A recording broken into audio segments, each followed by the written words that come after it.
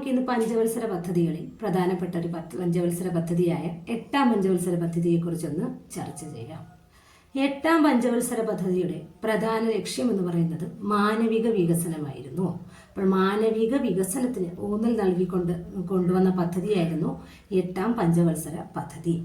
ഇതിലെ പ്രധാനപ്പെട്ട ഘടകം എന്തൊക്കെയാണെന്ന് ചോദിച്ചാൽ പ്രാഥമിക വിദ്യാഭ്യാസം, അതുപോലെ തന്നെ ശുദ്ധജല വിതരണം, കൂടുതൽ തൊഴിലവസരങ്ങൾ, ജനസംഖ്യാ നിയന്ത്രണം എന്നിവയുടെ വികാസമായിരുന്നു മാനവിക വികസന പദ്ധതിയുടെ പ്രധാന ലക്ഷ്യം.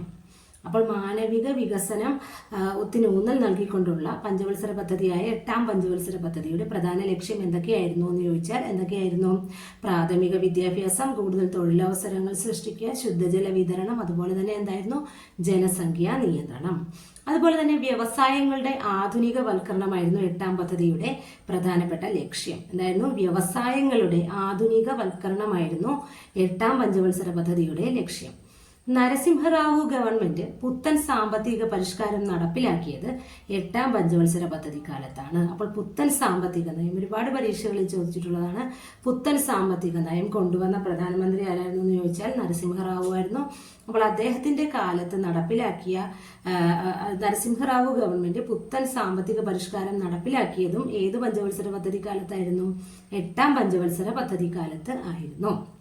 ഇനി 8ാം പഞ്ചവത്സര പദ്ധതി ലക്ഷ്യം വെച്ചതെന്ന് പറയുന്നത് 5.6% വളർച്ചാ നിരക്കാണ്. എന്നാൽ 6.8% വളർച്ച കൈവരിക്കാനായിട്ട് ഈ പദ്ധതിക്ക് സാധിച്ചു.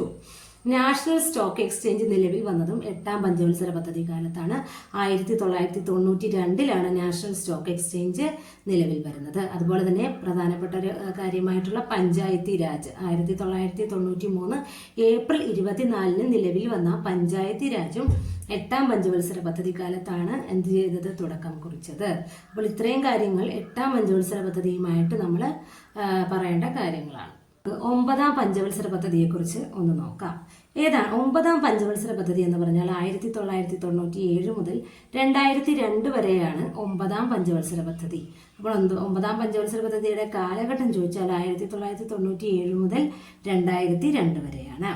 അതായത് ദരിദ്രർക്ക് ഭവന നിർമ്മാണ സഹായം, അതുപോലെ തന്നെ കുട്ടികൾക്ക് പോഷകാഹാരം ലഭ്യമാക്കൽ, ശുദ്ധജല വിതരണം ലഭ്യമാക്കൽ, പ്രാഥമിക ആരോഗ്യ സൗകര്യങ്ങൾ വർദ്ധിപ്പിക്കുക, അതുപോലെ തന്നെ പ്രൈമറി വിദ്യാഭ്യാസം സാർവത്രികമാക്കുക, ദരിദ്രർക്ക് ഭവന നിർമ്മാണ സഹായം, പിന്നെയോ ഗ്രാമങ്ങളെ മുഖ്യധാരയുമായി ബന്ധിപ്പിക്കൽ തുടങ്ങിയ അടിസ്ഥാന സൗകര്യ വികസനം ലക്ഷ്യമിട്ടുകൊണ്ട് മുന്നോട്ട് വന്ന പദ്ധതിയാണ് 9ാം പഞ്ചവത്സര പദ്ധതി. ഇപ്പോൾ 9ാം പഞ്ചവത്സര പദ്ധതിക്ക് ഒരുപാട് ലക്ഷ്യങ്ങളുണ്ടായിരുന്നു.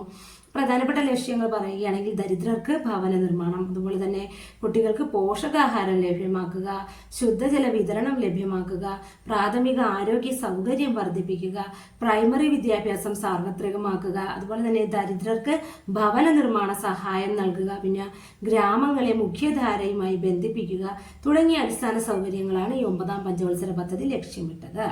ഇനി സ്ത്രീ ശാക്തീകരണം ലക്ഷ്യമിട്ട പദ്ധതി ഏതാണെന്ന് ചോദിച്ചാൽ 9ാം പഞ്ചവത്സര പദ്ധതിയാണ്. എന്താണ് സ്ത്രീ ശാക്തീകരണം ലക്ഷ്യമിട്ട പഞ്ചവത്സര പദ്ധതി ഏതാണെന്ന് ചോദിച്ചാൽ 9ാം പഞ്ചവത്സര പദ്ധതിയാണ്. അതുകൊണ്ട് തന്നെ ഈ 9ാം പഞ്ചവത്സര പദ്ധതിയെ ജനകീയ പദ്ധതി എന്നറിയപ്പെടുന്നു. അപ്പോൾ ജനകീയ പദ്ധതി എന്നറിയപ്പെടുന്ന പഞ്ചവത്സര പദ്ധതി ഏതാണെന്ന് ചോദിച്ചാൽ ഉത്തരം 9ാം പഞ്ചവത്സര പദ്ധതിയാണ് ജനകീയ പദ്ധതി എന്നറിയപ്പെടുന്നത്. ഇനി വേറൊരു പ്രധാനപ്പെട്ട കാര്യം എന്ന് പറയുന്നത് 2ാമത്തെ ആണവ പരീക്ഷണം, അതായത് ഓപ്പറേഷൻ ശക്തി എന്നറിയപ്പെടുന്ന 2ാമത്തെ ആണവ പരീക്ഷണം ഇന്ത്യ നടത്തിയത് ഈ 9ാം പഞ്ചവത്സര പദ്ധതിയുടെ സമയത്താണ്. അപ്പോൾ 9ാം പഞ്ചവത്സര പദ്ധതി കാലത്താണ് 2ാമത്തെ ആണവ പരീക്ഷണമായ ഓപ്പറേഷൻ ശക്തി ഇന്ത്യ നടത്തിയത്. അതുപോലെ തന്നെ കുടുംബശ്രീ അത് ആരംഭിച്ചതും 9ാം പഞ്ചവത്സര പദ്ധതി കാലത്താണ്. കുടുംബശ്രീ ആരംഭിച്ചത് എത്രാം പഞ്ചവത്സര പദ്ധതി കാലത്താണെന്ന് ചോദിച്ചാൽ 9ാം പഞ്ചവത്സര പദ്ധതി കാലത്താണ് കുടുംബശ്രീ ആരംഭിച്ചത്. ഇനി അതുപോലെ തന്നെ ഈ 9ാം പഞ്ചവത്സര പദ്ധതി ലക്ഷ്യമിട്ടത് 6.5% വളർച്ചാ നിരക്കാണ്. എന്നാൽ നേടിയത് 5.4% വളർച്ചയാണ്. അപ്പോൾ 6.5% വളർച്ച ലക്ഷ്യമിട്ട് തുടങ്ങിയ പദ്ധതി 5.4% വളർച്ച കൈവരിച്ചു. ഇതാണ് 9ാം പഞ്ചവത്സര പദ്ധതിയെക്കുറിച്ച് പറയുന്നത്.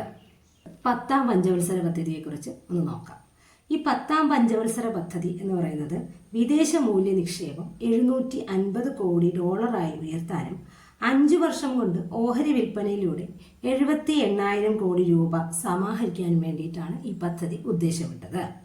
സാക്ഷരത 75% ഉയർത്തുക, ദാരിദ്ര്യ നിർമ്മാർജ്ജനം 10 വർഷം കൊണ്ട് ആളോഹരി വരുമാനം ഇരട്ടിപ്പിക്കുക എന്നിവ 10ാം പദ്ധതിയുടെ ലക്ഷ്യങ്ങളായിരുന്നു. അപ്പോൾ എന്തായിരുന്നു 10ാം പദ്ധതിയുടെ പ്രധാനപ്പെട്ട ലക്ഷ്യങ്ങൾ എന്ന് ചോദിച്ചാൽ സാക്ഷരത 75% ഉയർത്തണം, പിന്നെയോ ദാരിദ്ര്യ നിർമ്മാർജ്ജനം, പിന്നെ എന്താണ് 10 വർഷം കൊണ്ട് ആളോഹരി വരുമാനം ഇരട്ടിപ്പിക്കുക എന്നിവ ഇതിന്റെ പ്രധാനപ്പെട്ട ലക്ഷ്യങ്ങളായിട്ട് കണക്കാക്കി. അതായത് വേറെ പറയുകയാണെങ്കിൽ വിദേശ മൂല്യ നിക്ഷേപം $750 കോടി ഉയർത്താനും 5 വർഷം കൊണ്ട് ഓഹരി വിൽപ്പനയിലൂടെ 78,000 കോടി രൂപ സമാഹരിക്കാനും വേണ്ടിയിട്ടാണ് ഈ പദ്ധതി ഉദ്ദേശമിട്ടത്. ഇനി കേരള വികസന പദ്ധതി നടപ്പിലാക്കപ്പെട്ടത് ഏത് പഞ്ചവത്സര പദ്ധതി കാലത്താണെന്ന് ചോദിച്ചാൽ 10ാം പഞ്ചവത്സര പദ്ധതി കാലത്താണ്. അപ്പോൾ 10ാം പഞ്ചവത്സര പദ്ധതി കാലത്താണ് കേരള വികസന പദ്ധതി നടപ്പിലാക്കപ്പെട്ടത്. ഇനി ഈ പഞ്ചവത്സര പദ്ധതി ലക്ഷ്യമിട്ടത് 8.1% വളർച്ചാ നിരക്കാണ്. എന്നാൽ നേടിയതോ 7.7% വളർച്ച മാത്രമേ നേടാൻ സാധിച്ചുള്ളൂ. ഇതാണ് 10ാം പഞ്ചവത്സര പദ്ധതിയെക്കുറിച്ചുള്ള പ്രധാനപ്പെട്ട കാര്യം. അപ്പോൾ 10ാം പഞ്ചവത്സര പദ്ധതി പ്രധാനമായിട്ടും ലക്ഷ്യം വെച്ചത് എന്തൊക്കെയായിരുന്നു എന്ന് പറഞ്ഞാൽ സാക്ഷരത 75% ഉയർത്തണം, പിന്നെയോ ദാരിദ്ര്യ നിർമ്മാർജ്ജനം, പിന്നെ എന്താണ് 10 വർഷം കൊണ്ട് ആളോഹരി വരുമാനം ഇരട്ടിപ്പിക്കുക, ഇങ്ങനെയുള്ള ലക്ഷ്യങ്ങളായിരുന്നു ഇതിന്റെ പ്രധാന ലക്ഷ്യമായിട്ട് കണക്കാക്കിയിരുന്നത്. 11ാം പഞ്ചവത്സര പദ്ധതിയെക്കുറിച്ച് നോക്കാം. 11ാം പഞ്ചവത്സര പദ്ധതിയുടെ കാലഘട്ടം 2007 മുതൽ 2012 വരെയാണ്. അപ്പോൾ 2007 ആരംഭിച്ച് 2012 വരെയായിരുന്നു 11ാം പഞ്ചവത്സര പദ്ധതിയുടെ കാലഘട്ടം. ഇനി 11ാം പഞ്ചവത്സര പദ്ധതിയുടെ പ്രഖ്യാപിത ലക്ഷ്യം എന്ന് പറഞ്ഞാൽ എല്ലാവരെയും ഉൾക്കൊള്ളിച്ചുകൊണ്ടുള്ള വളർച്ച. അപ്പോൾ എല്ലാവരെയും ഉൾക്കൊള്ളിച്ചുകൊണ്ടുള്ള വളർച്ചയായിരുന്നു 11ാം പഞ്ചവത്സര പദ്ധതിയുടെ പ്രഖ്യാപിത ലക്ഷ്യം.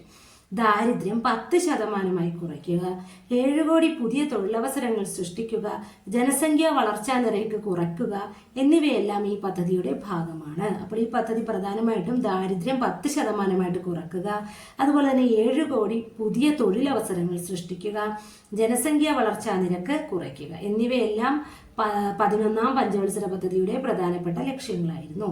ഇനി 1000-ന് മേൽ ജനസംഖ്യയുള്ള എല്ലാ ഗ്രാമങ്ങളിലും റോഡുകൾ നിർമ്മിക്കുക, കാർഷിക മേഖലയിൽ 4% വളർച്ച നിരക്ക്, എല്ലാവർക്കും ശുദ്ധജലം ലഭ്യമാക്കുക, ആഭ്യന്തര ഉൽപാദന വളർച്ചാ നിരക്ക് 9% വർദ്ധിപ്പിക്കുക.